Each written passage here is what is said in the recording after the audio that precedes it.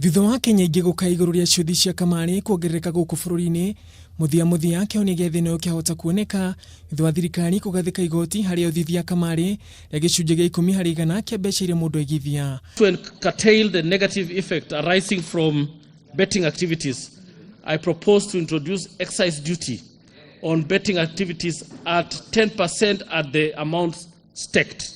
Agithoma bajeti ya mwaka wa kigina wa mwaka wa 2019-2020, minista wa kigina Henry Ticho ni endekithĩte hũthĩria njohi na thigara kugathikwo gĩcunjĩ gĩa 15 harĩ igana. Rate of excise duty on cigarettes, wines and spirits by 15%.